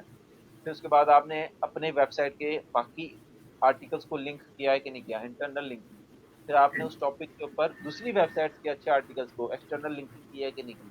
फिर आपने अपने आर्टिकल का लेंथ कितना रखा है, आर्टिकल के अंदर जो आपका कीवर्ड है उससे रिलेटेड और बाकी बातों का जिक्र किया है। मिसाल के तौर पे अगर हॉस्पिटल है तो हॉस्पिटल में डॉक्टर, पेशेंट्स, आईसीयू, इमरजेंसी, इन तमाम अल्फाज का होना कॉमन सेंस है कि लाजमी है कि क्या आपने वो इस्तेमाल किए हैं, रिलेटेड वर्ड इस्तेमाल किए हैं कि नहीं किए।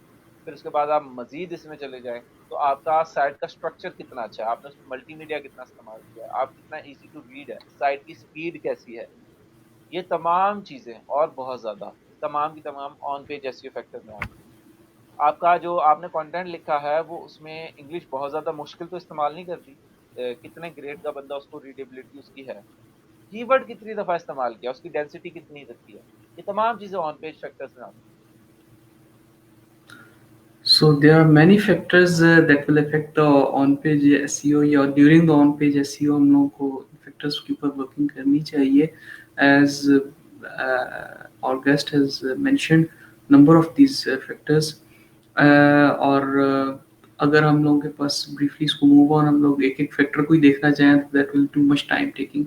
तो हम लोगों ने factors को इधर describe कर दिया है। If anyone of our viewers want to know about this thing, तो वो हम लोग के पास मेंशन कर सकते हैं स्पेसिफिक टॉपिक, हम लोग उस पर डिस्कशन आगे मूव ऑन कर लेंगे। Now moving to the next question that does a layout of the website affects the SEO. Layout एक हम लोग के पास जो फ्रंट साइड पे व्यू आ रहा होता है, सो दैट इफेक्ट करता है वो हम लोग के पास एसईओ को। है, बहुत ज़्यादा सचिन। करता है। जैसे भी मैंने जिक्र किया पिछले आंसर में अपने कि हमारी वेबसाइट स्ट्रक्चर कैसी हुई है, उसका डिज़ाइन कैसे बना हुआ है, वो डिपेंड करता है कि हमारा यूज़र इंटरेक्ट कैसे कर रहा है हमारी वेबसाइट से। तो गूगल का जो कंज्यूमर है वो है रीडर, गूगल ने उसको यस। देखना है और उसी का ख्याल करना है। ठीक है, तो हम लोगों ने भी उसी को देखना और उसी का ख्याल करना है। जहाँ पे हम लोग बात कर रहे हैं गूगल को खुश करने की, तो असल में हमने उसमें अपने यूजर को खुश करना है ताकि गूगल उस हवाले से सुकून में रहे। तो आपके लेआउट अगर इजी टू नेविगेट होगा, उसमें आप इजीली चीज़ें आर्टिकल्स में मूव ऑन कर सकते हैं। आपको पता है कि ऊपर ब्रेड क्रम के जरिए आप किस आर्टिकल में मौजूद है, किस पाथ पे मौजूद है। ये तमाम चीज़ें यूज़र को हेल्प करती है एक अच्छा एक्सपीरियंस हो, जो कि गूगल को हेल्प करता है हमारी वेबसाइट रैंक करने में। तो लेआउट का एक अहमियत ज़्यादा है, और इसके साथ साथ वेबसाइट स्ट्रक्चर की भी अहमियत है कि आपका जो आर्टिकल है जिसको आप रैंक करना चाह रहे हैं वो कोई 10 पेजेस के यस। नीचे तो नहीं दबा हुआ, वो मेन्यू में ऊपर ही आना चाहिए। तो वहाँ पे भी इम्पोर्टेंस का ख्याल होता है, क्या रिलेटेड टॉपिक्स आपस में मिले हुए हैं या वो बिखरे हुए पड़े हुए हैं, ये चीज़ भी उसमें ख्याल होती है। तो जैसे एक किताब ऑर्गेनाइज होनी चाहिए, वो सीक्वेंस वाइज होनी या चाहिए, नेविगेशन आसान होनी चाहिए, वैसे एक वेबसाइट में होनी चाहिए। तो जैसे एक किताब का आसान होना नेविगेशन में, यूज़ में, उसकी सेल्स में मदद देता है, सिमिलरली हमारी वेबसाइट का अच्छा होना, नेविगेशन आसान और बेहतर होना, उसकी रैंकिंग में मदद देता है। सो एग्जैक्टली जिस तरह हम लोगों के पास अभी डिस्कस हुआ that layout has a very important effect on the SEO, और layout means structure of our website. और उसमें जिस तरह भी आपने पॉइंट मेंशन किया है कि हम लोगों के पास रेलेवेंट या मिलती जुलती जितने भी टॉपिक्स हैं हम लोग के पास, दैट शुड बी स्ट्रक्चर्ड। इसी तरह हम लोगों के पास ये है कि जितना रीडेबल ईजी हो हम लोगों के पास हमारी website. So SEO has a great effect. SEO पे पड़ता है हम लोगों के पास लेआउट की वजह से। Now moving forward, another question that is a lengthy one. हम लोग इसको कैटेगराइज कर लेते हैं, पहले कर लेते हैं, कुछ सेक्शंस में डिवाइड कर लेते हैं। It is said that frequency of using the keywords should be between 2 to 3। frequency हम लोगों के पास 2 से 3 के दरम्यान होनी चाहिए at maximum in a page। If we are targeting the multiple keywords within a post or page, then what should be the frequency of using the keyword and how long the post should be? So I think ये हम लोगों ने जैसे पहले discuss किया था, it is a bit relevant to that one। frequency is the number of times repetition। So I hope you get the question, otherwise I will repeat this thing। नहीं नहीं, समझ आ गया मुझे बिल्कुल। अ, ये जब स्टूडेंट्स जो हैं वो करना शुरू करते हैं काम, तो बहुत ज़्यादा पूछे जाने सवालों में से एक है। देखें, इसमें एक ये है कि वेबसाइट का, पहले मैं आपको बता दूं कंटेंट लेंथ कितनी चाहिए। According to a study, Brian Dean एक एसईओ हैं स्पेशलिस्ट, उन्होंने की, वो कहते हैं कि जो 2000 वर्ड्स का कंटेंट है, 900 से 2100 के दरमियान वाला कंटेंट वर्ड, वो ज़्यादा रैंक करते हैं। मतलब कि लेंथी कंटेंट ज़्यादा रैंक करता है। तो अगर आप किसी हवाले से लिख रहे हैं तो कोशिश करें जितनी इन्फॉर्मेशन आप दे सकते हैं, जो रेलिवेंट इन्फॉर्मेशन है, विदाउट बोरिंग दी ऑडियंस और रिपीटिंग, वो आप देते चले जाएं। तो उससे जितना लेंथियर कंटेंट होगा उतना आपकी रेलिवेंसी बनेगी गूगल की नज़र में, और उतनी ज़्यादा रैंकिंग बढ़ेगी। अच्छा, अब बात आई डेंसिटी की कि इतने लंबे लिखने में हम कितनी दफ़ा कीवर्ड को यूज़ करें। तो ये पहले जो वो एसईओ इज डेड Yeah, वाले ज़माने वाली बात है कि हम लोग एक स्पेसिफाई करते थे। अब सिर्फ ये है कि आपका जो मेन कीवर्ड है वो आप उसको अहम जगहों पे यूज़ करें, टाइटल में, यूआरएल में, इमेजेस में, हेडिंग्स में। उसके बाद जो आपकी बॉडी है ना आर्टिकल की, उसमें आप चाहे यूज़ ना yeah, भी करें, Google is smart and intelligent enough कि वो टॉपिक को पढ़ के अंदाज़ा लगा सकता है कि किस कीवर्ड के हवाले से रैंक करने वाला है। तो आपने उससे रिलेटेड जब इन्फॉर्मेशन उसमें की भी है ना, तो आप उससे उसमें खुद ब खुद हो जाएंगे रैंक। लेकिन मसला ये है कि हमें वो आदत पड़ी हुई है कि हम इस जवाब से हमारी तसल्ली नहीं होती। तो आपको मैं ये कहूँगा कि अगर 2000 वर्ड का आर्टिकल है तो उसमें आप 3 से 4 दफ़ा या 5 दफ़ा हद एग्जैक्ट कीवर्ड को लिख सकते हैं। एग्जैक्ट कीवर्ड लिख लें अपना सेंस मेकिंग जगहों पे। उसके बाद एग्जैक्ट कीवर्ड को ना लिखें, उसके पार्शियल।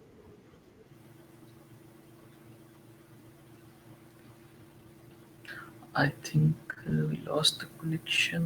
हाँ, मुझे भी कॉल पे आ गई। It's इसमें ये fine। है तो आप कीवर्ड को सिर्फ एक दफ़ा, 2 से 5 दफ़ा आप लिखते हैं उधर। बाकी आप related keyword, long tail keyword, partial match, उनका इस्तेमाल करें। तो भरने की ज़रूरत नहीं है, करने से नुकसान होगा, फ़ायदा नहीं होगा। गूगल स्मार्ट है, तो आपका टॉपिक पढ़ के आर्टिकल पढ़ के टॉपिक सॉल्व हो जाएगा। I think आपका माइक थोड़ा सा अवे है from your अच्छा, so your voice was not clear। Is it better now? Yeah, it's better now। I think last में जो तो आपने एक दो चीज़ों को डिस्कस किया, काइंडली रिपीट दैट वन। हाँ, मैं ये ज़िक्र कर रहा था कि मैंने कहा कि आप जब 2000 वर्ड्स का आर्टिकल लिख रहे हैं, तो आपको 2 से 3 दफ़ा इम्पोर्टेंट जगहों पे यूज़ करना काफ़ी होता है, लेकिन इससे हमारे लोगों की तसल्ली नहीं होती अभी भी। तो उनके लिए मैं कहता हूँ कि आप आर्टिकल में 3 से 5 दफ़ा आर्टिकल बॉडी में भी एग्ज़ैक्ट कीवर्ड यूज़ कर लें। जैसे मिसाल के तौर पे आपका कीवर्ड है कि हाउ टू लर्न पियानो या हाउ टू लर्न योगा, तो उसको आप एग्ज़ैक्टली हाउ या टू लर्न योगा सेलेक्ट कर लें, टाइप कर दें। लेकिन उसके अलावा जो है वो आप जो कर रहे हैं तो उसमें अपने कीवर्ड्स को चेंज करें, लॉन्ग टेल को शामिल करें, पार्शियल मैच को शामिल करें, रिलेटेड वर्ड्स को शामिल करें।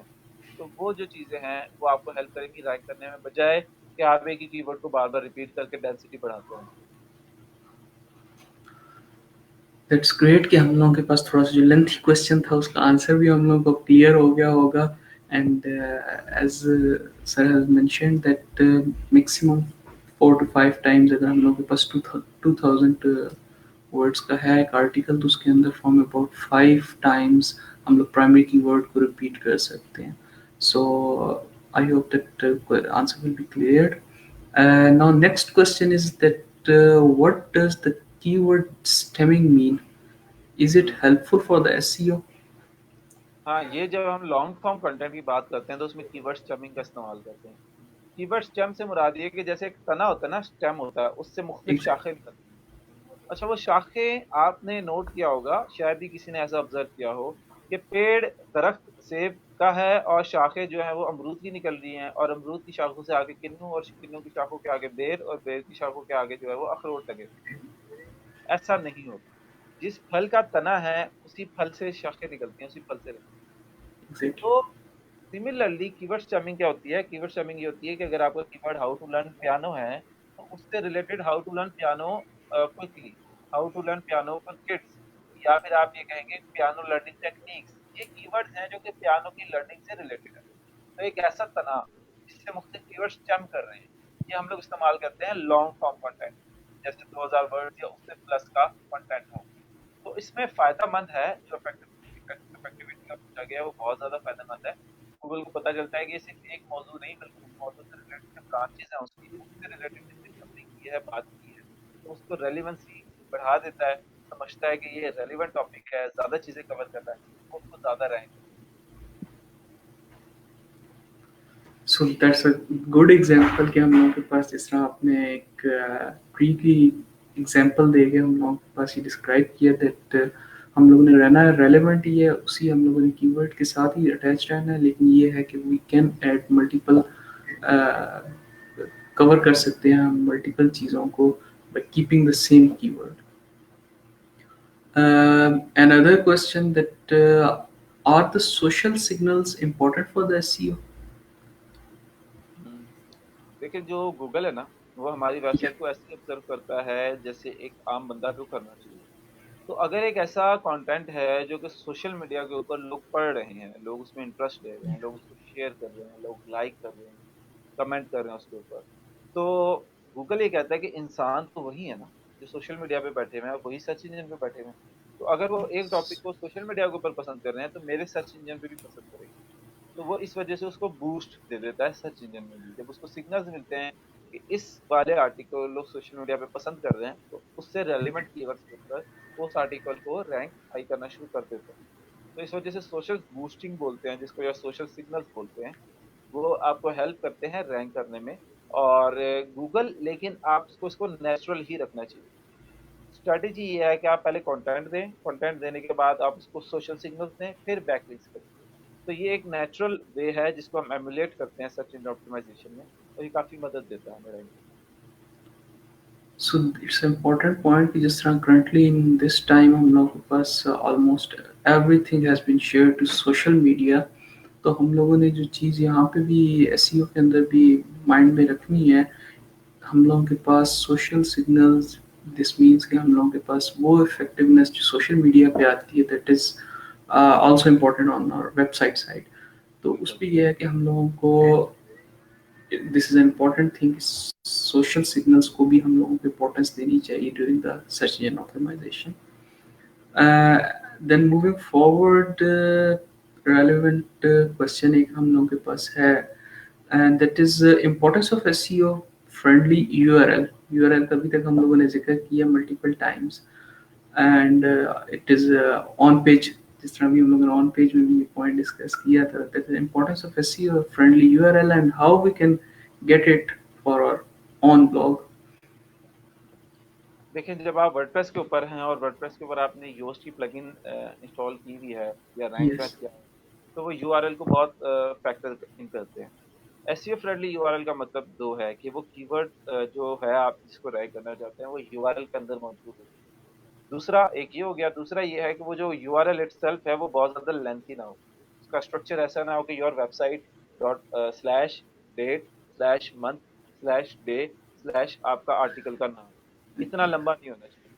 होना चाहिए your website dot com slash आपके आर्टिकल का जो कीवर्ड है मेन वो। मिसाल के तौर पर, अगर मेरा कीवर्ड था, जैसे हम लोग बात कर रहे हैं हाउ टू लर्न पियानो, ठीक है, तो हाउ टू लर्न पियानो, अब मेरा आर्टिकल का टाइटल है कि 13 tips to learn piano in 15 days.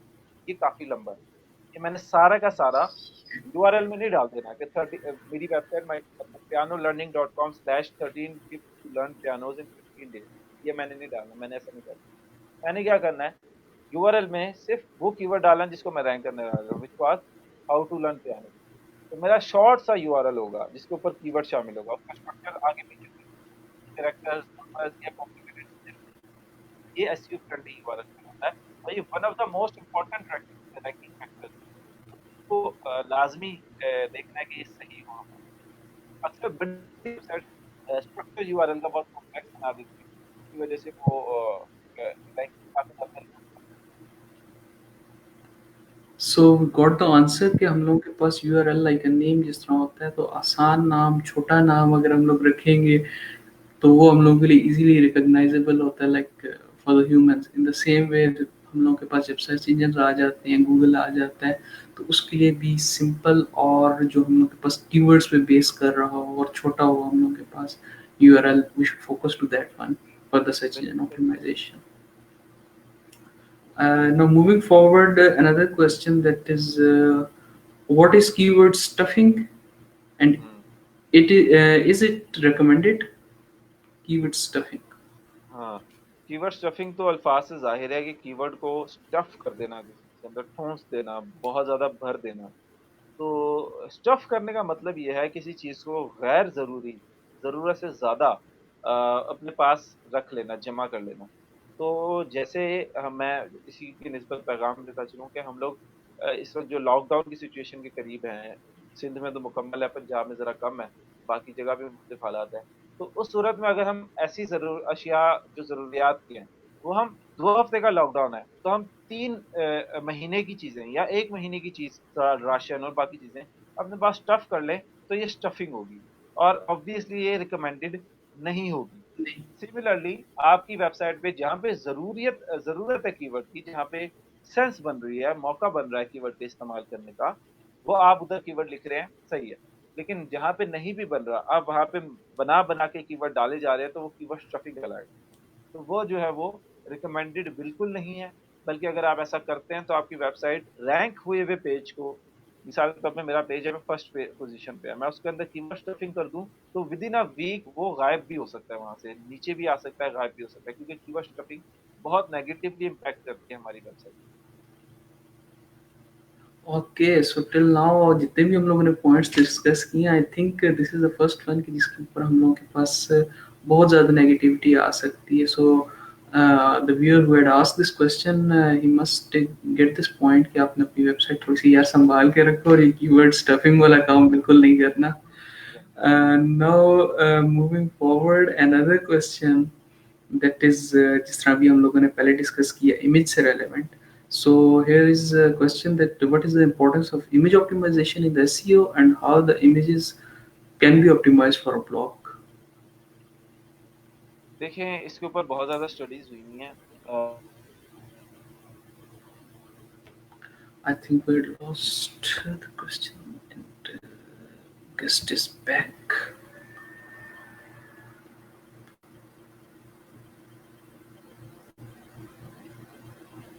Yeah.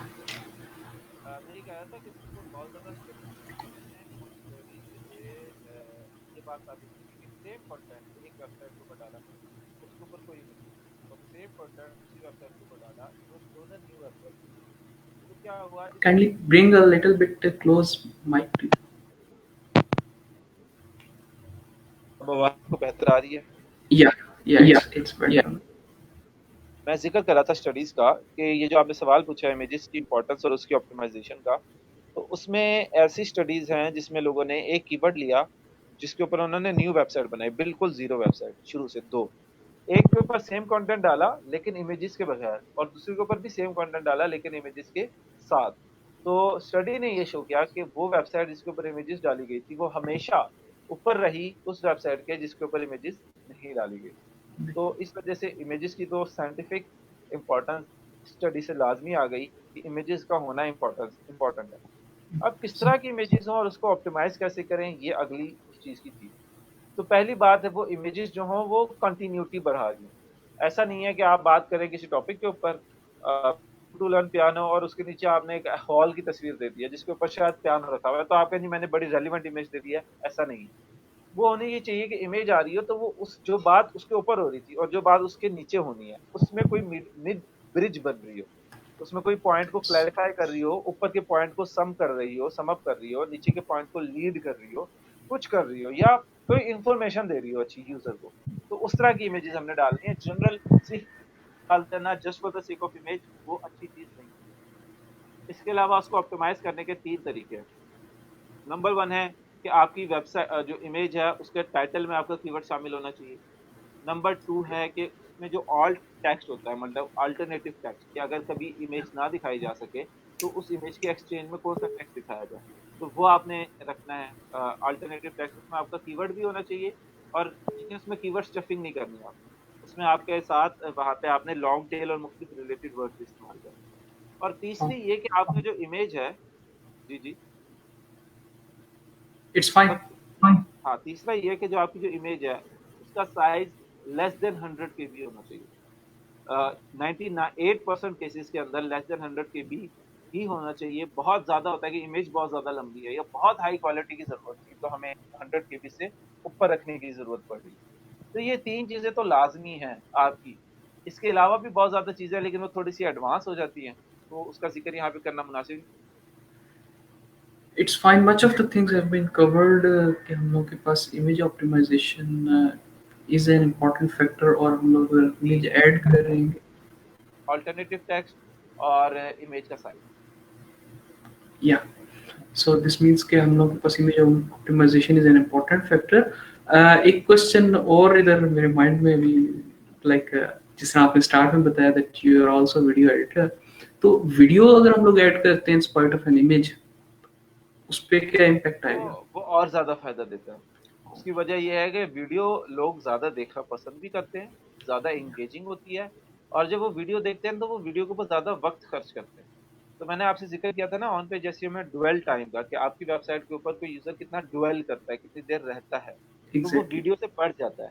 तो जब ड्वेल टाइम बढ़ता है गूगल को सिग्नल मिलता है यार this user is spending so much time on this website, it means कि ये वेबसाइट बहुत फायदेमंद है, ये बहुत रेलिवेंट है, एंटरटेनिंग है, यूजफुल है, तो वो उसको रैंक ज्यादा करता है। लेकिन वीडियो चूंकि हर किसी के लिए बनाना आसान नहीं है ना, वो इतना इजी नहीं है, हर कंटेंट में रेलिवेंट नहीं है, तो वो इस वजह से नहीं बनाते। नहीं तो जो अच्छे राइटर्स हैं वो क्या करते हैं कि एक बात कर रहे हैं, उस बात का एक पॉइंट पैराग्राफ के एंड में जो उन्होंने करना था, अब उसकी जगह उन्होंने वीडियो में कर दिया। मिसाल के तौर पे मैं बात कर रहा हूँ कि इमेज को ऑप्टिमाइज करना चाहिए जिसमें साइज है। अब मैं कहूँ अगर आप ये देखना चाहते हैं कि साइज कैसे कम करना है तो उसके लिए ये वाली वीडियो देखो, तो वो साथ ही वीडियो नीचे आ गई। मैंने उसको स्टेप बाय स्टेप टेक्स्ट में नहीं बताया बल्कि वीडियो में दे दिया ताकि वो वीडियो देख के उससे। तो इस तरह की स्ट्रेटेजीज लोग कर रहे हैं, लेकिन थोड़ी सी मुश्किल है, वो ज्यादा रिसोर्सेज चाहिए, ज्यादा टाइम और एफर्ट एग्जैक्टली. चाहिए।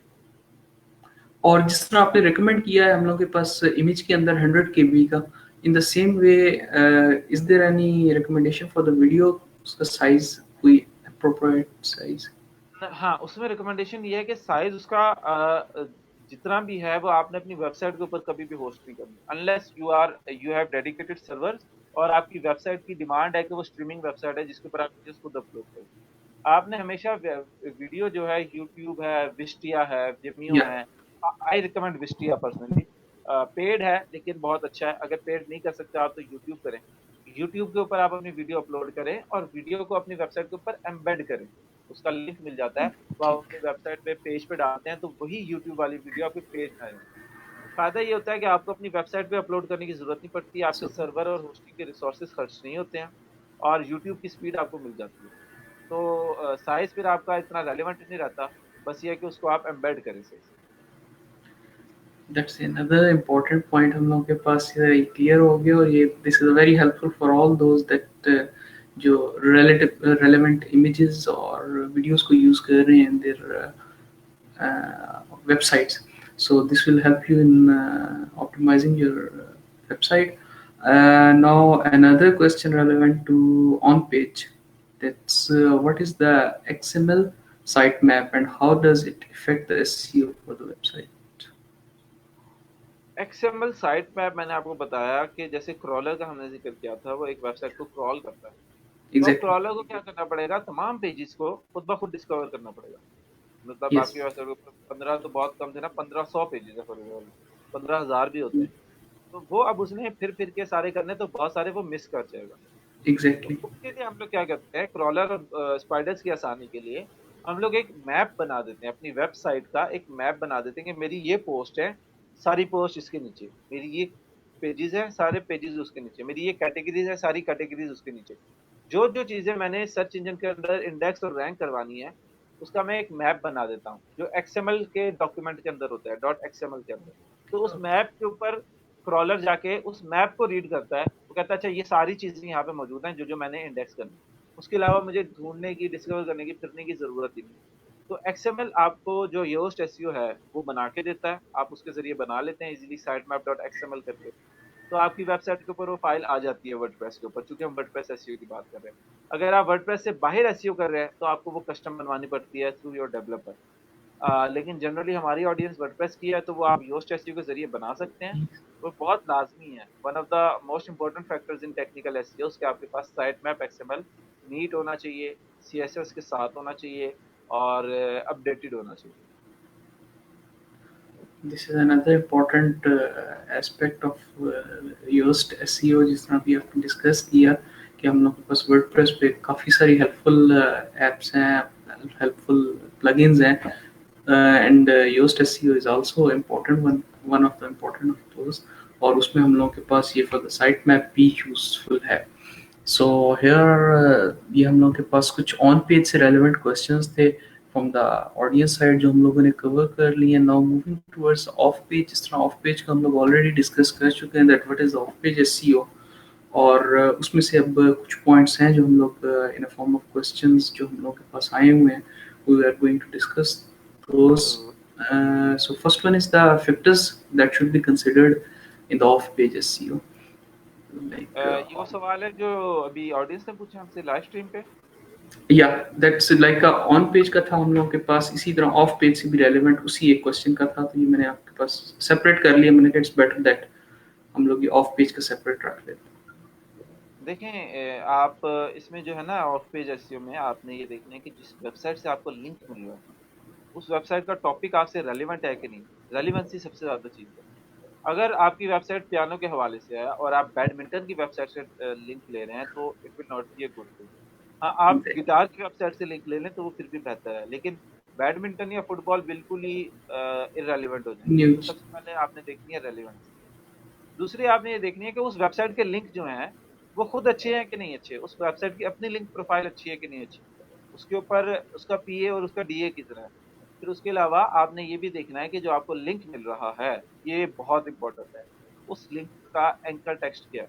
अभी एक नया लफ्ज है जो अभी तक हमने डिस्कस नहीं किया। एंकर टेक्स्ट से मुराद ये है कि वो किन अल्फाज के ऊपर आपका लिंक लगा हुआ है।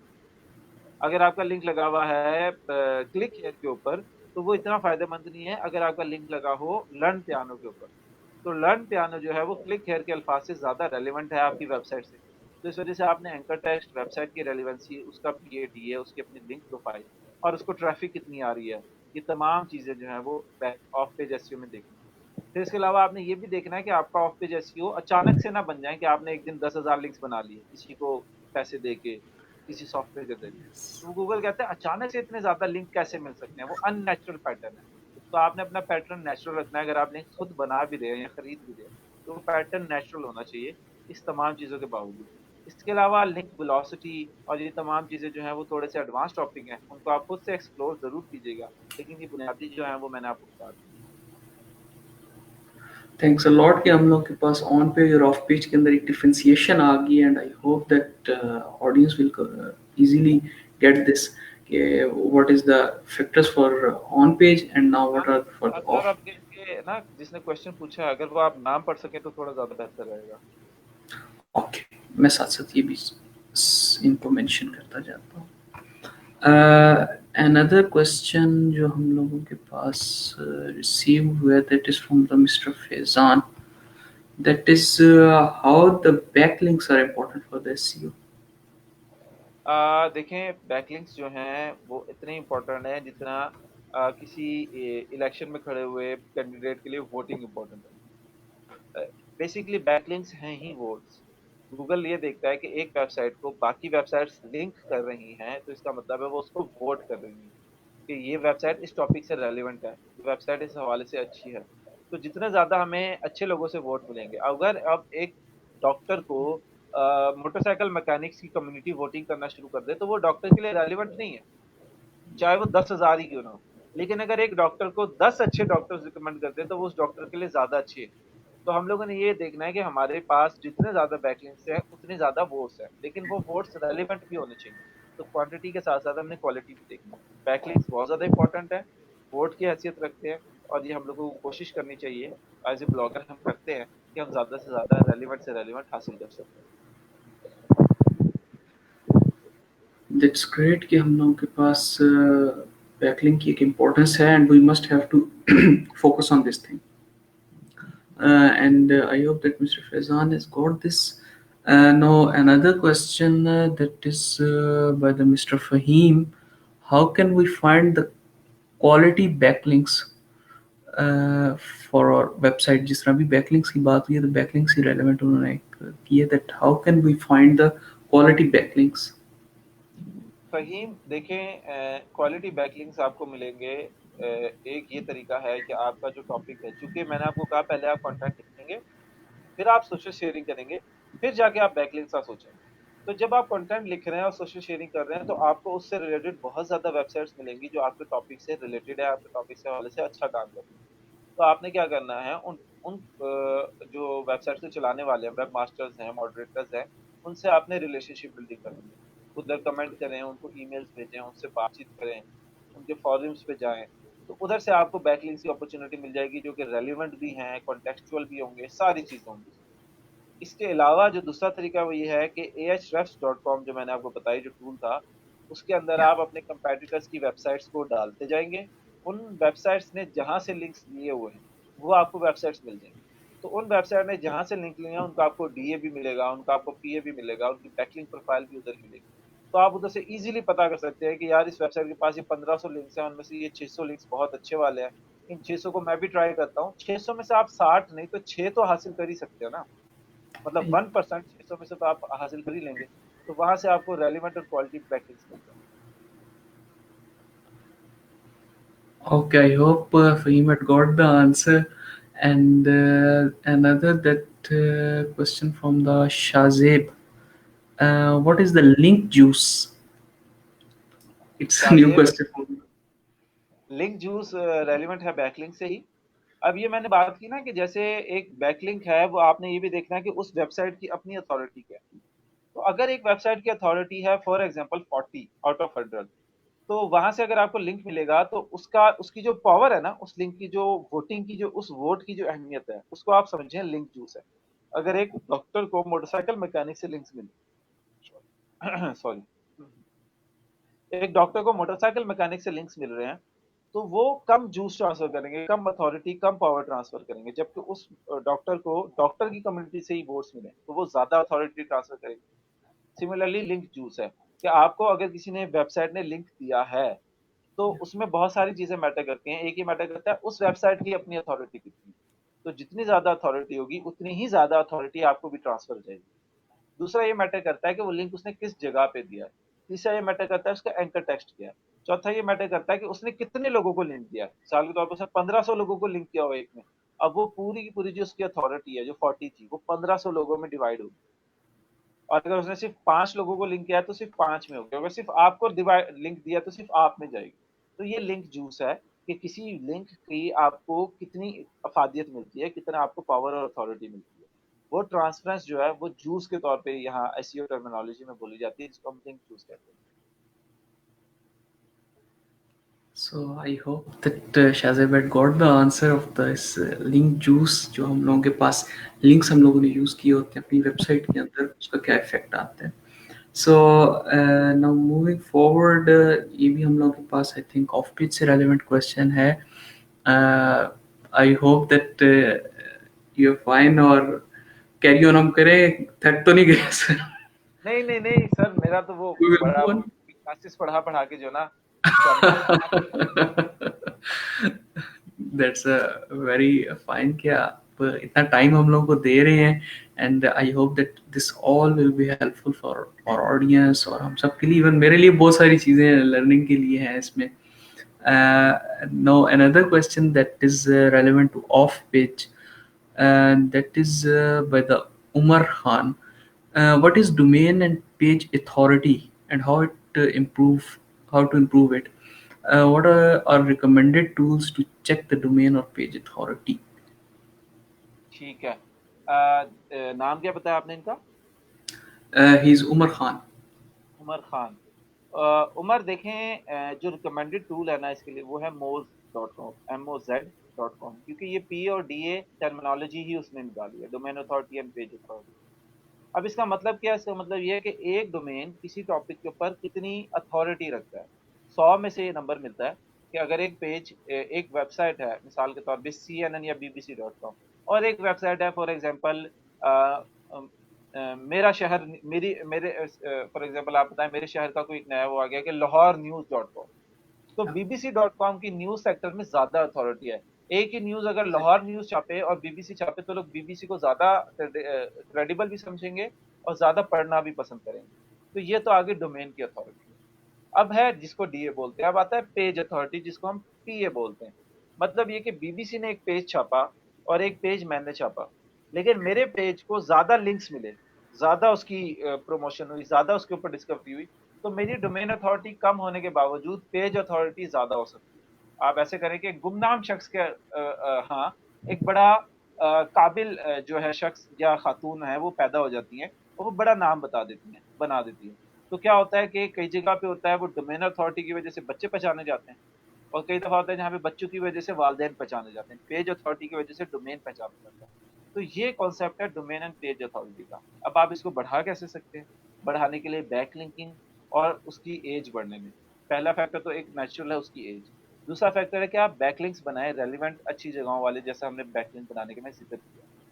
तो मोज से आप चेक करेंगे, बढ़ाएंगे आप बैकलिंक्स के जरिए, होता क्या वो मैंने समझाने की कोशिश की है। Yeah, I hope that Fahim got the answer. Moving forward, that one of our community member, Mr. Akib, had just sent us a question that what are inbound and what are outbound links? Aqib Aqib Sahib, जो inbound links है ना वो हैं ऐसे link जो आपकी website की तरफ आ रहे हैं। मिसाल के तौर पे बाहर की वेबसाइट से आपकी वेबसाइट की तरफ से आ रहे हैं, जिनको हम बैकलिंक्स भी बोलते हैं। इनबाउंड लिंक्स ऐसे links which are coming towards your website, and outbound links are which are going out from your website. तो वो ऐसे लिंक्स हैं जिनको हम एक्सटर्नल लिंक बोलते हैं, एक्सटर्नल लिंक करना। यहाँ पे कंफ्यूजन लोग करते हैं, लोग इंटरनल लिंक को इनबाउंड लिंक से जोड़ लेते हैं। ऐसे लिंक जो हमारी वेबसाइट के अंदर ही अंदर हैं इंटरनल लिंक कहलाते हैं, जो हमारी वेबसाइट के बाहर से हमारी वेबसाइट की तरफ आ रहे हैं Yeah. इनबाउंड लिंक्स कहलाते हैं। और एक्सटर्नल या आउटबाउंड लिंक्स होते हैं जो हमारी वेबसाइट से बाहर दूसरी वेबसाइट को जा रहे हैं। ओके, दैट्स फाइन कि हम लोगों के पास एज अ वर्ड डिस्क्राइब कर रहा है हम लोगों के पास इनबाउंड और आउटबाउंड लिंक्स को। सो आई होप आपके गॉट इट। और हम लोग के पास जितने भी फ्रीलांसर्स हैं उनके लिए ये it's a much helpful material. और उसके साथ साथ वर्डप्रेस कम्युनिटी जो है that will also be developing this thing. Moving forward, another question by Ma'am Sobia Ilahi. She's asking that what are the do follows and no follow links? सो भैया देखिए, do follow और no follow का मतलब ये होता है कि एक वेबसाइट किसी वेबसाइट को लिंक कर रही है लेकिन उसको रिकमेंड नहीं कर रही, सिर्फ जिक्र छेड़ रही है, जस्ट मेंशन कर रही है। जैसे मैं अपने दोस्त को बताऊं कि यार मूवी है, तो वो क्या है कि हाँ यार वो थी, उसका जिक्र सुना है कि है वो आई है कोई मूवी, मिसाल के तौर पर वो क्या है कि फलां मूवी आई है, तो वो फलां मूवी का उसने सिर्फ जिक्र किया है, रिकमेंड नहीं की। तो वो आप समझें कि किसी ने सिर्फ वेबसाइट का लिंक दे दिया है, उसका जिक्र कर दिया है, लिंक को नो फॉलो कर दिया। मतलब वो गूगल को ये कह रहा है कि इस लिंक को आप फॉलो करें या ना करें आपकी जिम्मेदारी है, मैंने आपको कहा कि it is no follow from me, इसको फॉलो करना कोई जरूरी नहीं है मेरी तरफ से। दूसरी तरफ आता है डू फॉलो लिंक।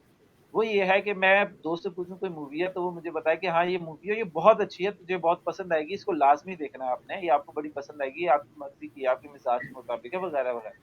तो उसने ना सिर्फ मूवी को मेंशन किया बल्कि उसने उसके ऊपर रिकमेंडेशन भी दी।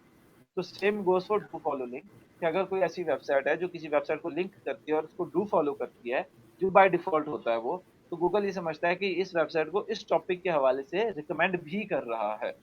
तो ये वेटेज का फ़र्क है कि हम किसी वेबसाइट को सिर्फ़ मेंशन कर रहे हैं या किसी वेबसाइट को रिकमेंड भी कर रहे हैं। So I hope that this answer will be clear to man. And now I think it's another question from the same topic, that how will you neutralize a toxic link on your link से relevant हम लोगों के पास है, how will you neutralize a toxic link on your website?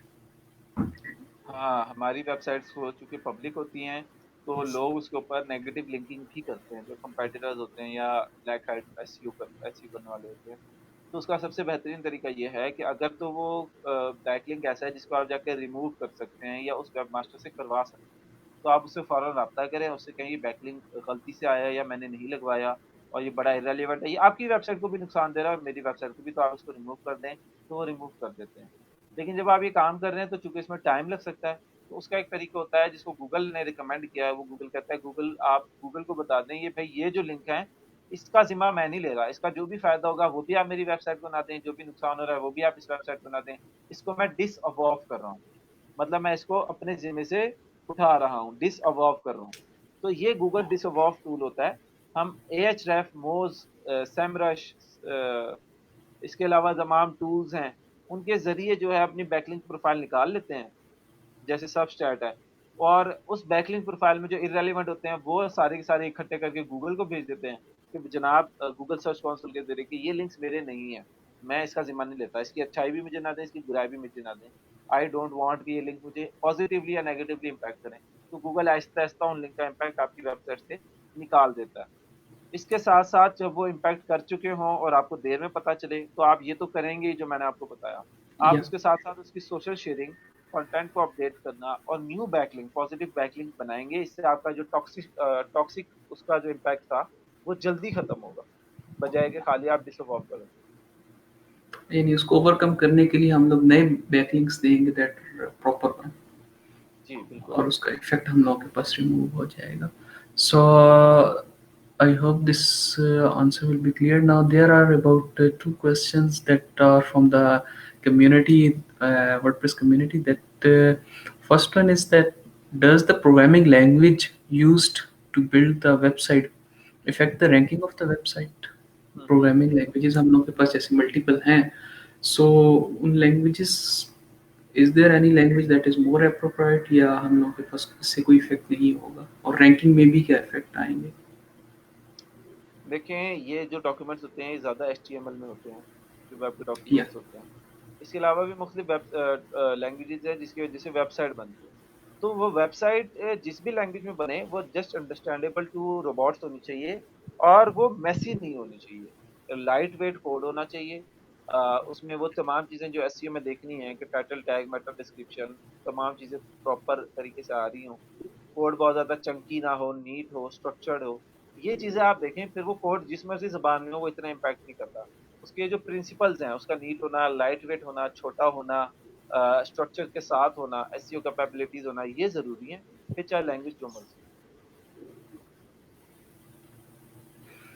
So this means के language आपको जो भी जिस पे कमांड ज़्यादा है, use that one, but use in a appropriate manner, that हम लोग के पास कोड ज़्यादा लेंथी ना हो, so that it will be easily get by the reports, क्योंकि बैकएंड पे तो हम लोग के पास कंप्यूटर ही वर्क कर रहा है. जी। And I think this is gonna be the last question. That is, what factors affect the SEO of website, like responsiveness, security and speed? ये तीन इन्होंने मेंशन किए हुए हैं फैक्टर्स. इसमें यह है कि एसईओ अगर हम लोग करते हैं तो उसकी वजह से रिस्पॉन्सिवनेस पे कोई इफेक्ट आएगा, सिक्योरिटी पे या स्पीड पे.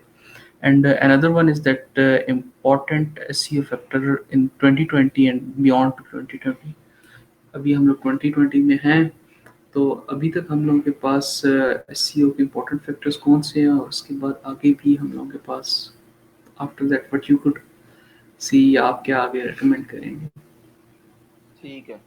देखें, इसमें जो पहले मैंने आपको सारे फैक्टर्स बताए ऑन पेज, ऑफ पेज वाली, वो तो शामिल या रखें। उनसे जो सर्च इंजन आपकी वेबसाइट की स्पीड है उसको नेगेटिवली इम्पैक्ट नहीं पड़ना चाहिए। अगर पड़ रहा है तो आप कुछ गलत कर रहे हैं, बल्कि उससे स्पीड बेहतर होनी चाहिए। तो आपकी वेबसाइट की स्पीड बहुत बड़ा रैंकिंग फैक्टर है कि एक सेम वेबसाइट है वो 3 सेकंड में लोड हो रही है, सेम कंटेंट वाली वेबसाइट 6 सेकंड में लोड हो रही है। तो गूगल क्यों प्रेफर करेगा 6 सेकंड वाली वेबसाइट को, वो हमेशा एग्जैक्टली, 3 सेकंड वाली को प्रेफर करेगा जैसे यूजर करते हैं। तो आपकी एग्जैक्टली। स्पीड होती है। फिर रिस्पॉन्सिवनेस बहुत ज़्यादा ज़रूरी है, क्योंकि बहुत ज़्यादा लोग हैं जो मोबाइल के ऊपर देखते हैं कंटेंट को। 50% 60% से ज़्यादा लोग हैं। मेरी अपनी ज़ाती वेबसाइट्स के ऊपर 80% ट्रैफिक मोबाइल की होती है, 20% उसकी होती है डेस्कटॉप की। अब कोरोना की वजह से जब लोग घर में ज़्यादा बैठ रहे हैं तो मैं देख रहा हूँ कि 35% डेस्कटॉप की हो गई है, लेकिन अभी भी मोबाइल की ज़्यादा ही है। तो आपकी वेबसाइट रिस्पॉन्सिव होना कि वो मोबाइल की स्क्रीन, डेस्कटॉप की स्क्रीन, टैबलेट की स्क्रीन के हवाले से खुद को अकोमोडेट कर ले, ये भी बड़ा ज़रूरी है। तो ये सारे, और सिक्योरिटी तो ऑब्वियसली ज़रूरी है। सिक्योरिटी जितनी होगी उतना ही आप वेबसाइट को स्टेबल रख सकते हैं ना। इसके अलावा जो 2020 और उसमें बियॉन्ड है, तो उसमें जो फिलहाल बहुत ज़्यादा है, जिसका जिक्र है, जिसका चर्चा है, वो है यूज़र एक्सपीरियंस। कि आपकी वेबसाइट के ऊपर जो यूज़र है उसका एक्सपीरियंस कितना अच्छा गया, आपकी वेबसाइट को कंज्यूम करने में, नेविगेट करने में कितनी आसानी, कितनी स्पीड, कितनी सीमलेसली वो उसको फ्लो करते हुए गुजरा, वो कितना टाइम लगा रहा है आपकी वेबसाइट के ऊपर, कितने पेजेस विजिट कर रहा है, कितने लिंक्स क्लिक कर रहा है, ये तमाम चीज़ें जो हैं वो यूज़र एक्सपीरियंस में काउंट होती हैं। जितना अच्छा यूज़र एक्सपीरियंस होगा उतना ज़्यादा बेहतर होगा। और जो 2020 से बियॉन्ड है वो है वॉइस सर्च, बल्कि 2020 में भी बहुत ज़्यादा बढ़ रही है, 2019 में बहुत बढ़ चुकी है। वॉइस सर्च के ऐसे यूज़र्स हैं जो कि गूगल के ऊपर हेलो गूगल के ज़रिए या सीरी यस। के ज़रिए बात करते हैं कि tell me how many types of yoga are there. तो अब ये उसने टाइप नहीं किया, ये उसने बोला है। तो आप अपनी वेबसाइट को ऐसे ऑप्टिमाइज़ करें कि लोग जैसे जुमले बोलते हैं वैसे आप अपने उसमें शामिल करें अपने कंटेंट में। एफएक्यूज़ उसका बड़ा आसान तरीका है, फ्रीक्वेंटली आस्क्ड क्वेश्चंस में उसको डालें और उसका आंसर आप उसके नीचे दे दें, तो फौरन ही टॉप स्निपेट पे आपके दिखने के चांसेस ज़्यादा होते हैं। ये चीज़ें हैं जो ज़्यादा आ रही हैं आगे। इसके अलावा पीडब्ल्यूए, प्रोग्रेसिव वेब एप्स, और एम्प, एक्सेलरेटेड मोबाइल पेजेस, इन टेक्नोलॉजीज़ को एक्सप्लोर करें। इन्होंने आगे बढ़ना है वेबसाइट्स के हवाले से। इनको अपनी वेबसाइट के ऊपर अकोमोडेट करें। जितना आप जल्दी करेंगे उतना आप जल्दी इस ट्रेंड से फ़ायदा उठा सकते सो लास्ट में जो भी आपने डिस्कशन किया है, एक छोटा सा मेरा भी इसी से रेलेवेंट क्वेश्चन जो माइंड में है। I got all these points, लेकिन ये है कि जितनी भी हम लोगों ने बातें की, रिस्पॉन्सिवनेस है, सिक्योरिटी है, स्पीड है, इनकी वजह से एसईओ पे तो कोई इफेक्ट नहीं आएगा।